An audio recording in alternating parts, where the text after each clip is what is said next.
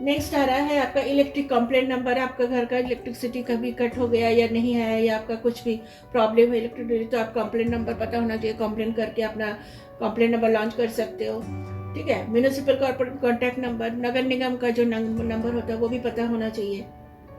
कुछ पानी का प्रॉब्लम है तो आप जैसे टैंकर बुक करना है, या और भी कोई बात है जैसे गार्बेज बहुत हो गया है, तो उससे रिलेटेड जो भी सुविधा प्रोवाइड किया म्यूनिसिपल से, उससे रिलेटेड कुछ प्रॉब्लम आपको है, क्वेरीज है, तो उसके लिए कॉन्टैक्ट नंबर होना चाहिए उसका।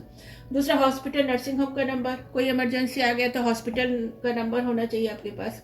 लोकल थाना नंबर होना चाहिए।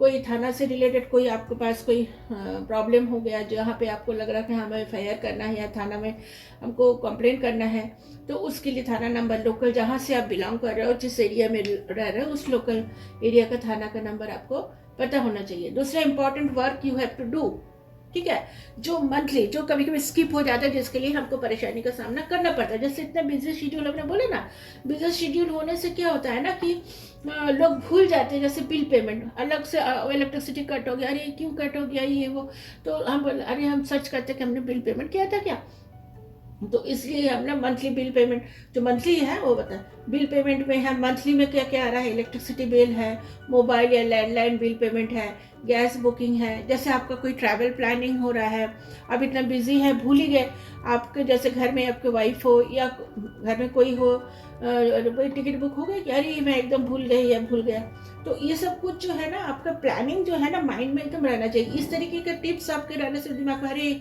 ये तो मैंने वीडियो देखा था, हमको ये याद रखना।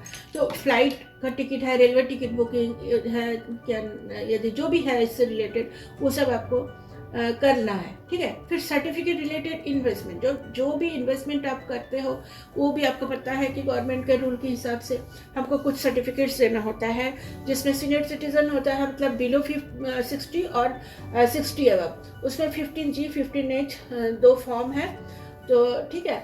जो बोथ फॉर्म जो है 1 ईयर फाइनेंशियल ईयर में देना होता है, जिसका वैलिडिटी फाइनेंशियल ईयर तक रहता है, फिर नेक्स्ट फाइनेंशियल ईयर भी आपको वो देना होता है, ये हर साल देना पड़ता है, ठीक है। और जैसे 15G किसको देना, 15H देना, बैंक में आजकल ऑनलाइन भी हो जाता है, जिसका नेट बैंकिंग है वो आप घर बैठे कर सकता है। जो घर बैठे नहीं कर पाता वो अपना जो भी ब्रांच में है वहाँ जाके उसको करना पड़ता है।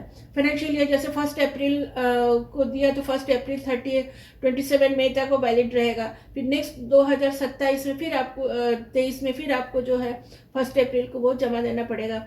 चाहे बैंक में हो, पोस्ट ऑफिस में हो, चाहे म्यूचुअल फंड में इन्वेस्टमेंट किया, जहाँ भी इन्वेस्टमेंट किया है, जहाँ भी TDS रिलेटेड मैटर है वहाँ सब में आपको देना है, ठीक है।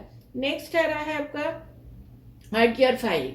ड्यू डेट इसका फाइनेंशियल होता है 22-23, हर फाइनेंशियल ईयर में वही होता है। What are the documents required for ITR file. अब ITR फाइल करने जा रहे हो, जब किसी वकील से करते हो या जो भी आजकल एजेंट लोग करते हैं, तो उनके पास जाने से पहले ये नहीं कि आप ऐसे ही पहुंच गए, तो आप रेडी होके जाओगे तो उनको भी काम करने में सुविधा होगा, आपको भी जानकारी पता होगा कि हाँ भाई ये सब फॉर्म लगता है, ठीक है। इसमें देखिए ये है जो है पैन कार्ड नंबर, आधार कार्ड नंबर, फॉर्म 16, ये सब डाउनलोड करना पड़ता है आपका ITR को उसमें से। फिर चौथा है फॉर्म 16A 16B 16C जो भी एप्लीकेबल है। बैंक का डिटेल्स, यदि TDS कट गया तो उसका कॉपी लेना है, फॉर्म 26A लेना है, ठीक है। फिर होम लोन स्टेटमेंट, यदि कोई लोन लिया है तो tax saving instrument, FD, investment receipt, capital gains detail, जैसे सोल्ड किया कुछ प्रॉपर्टी, अपने शेयर, सिक्योरिटी, प्रॉपर्टी जो भी जो है उसका रसीद। फिर रेंटल, यदि कुछ आपको अपना प्रॉपर्टी रेंट में डाल रखा है तो उसका भी, जो भी आपके TDS में आ रहा है, मतलब जो एक्सेस अमाउंट हो रहा है अर्निंग से।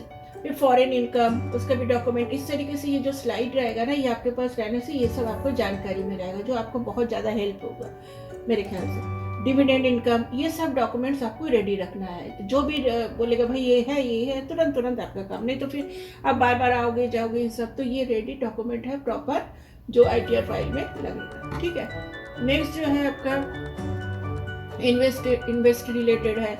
इन्वेस्टमेंट जैसे LIC में कोई करता है, म्यूचुअल फंड में करता है, तो उस सब का जो है, जैसे LIC के लिए क्या पॉलिसी नंबर आपको पता होना चाहिए, डेट ऑफ कमेंसमेंट, कब आपने वो पॉलिसी लिया था, डेट ऑफ मैच्योरिटी।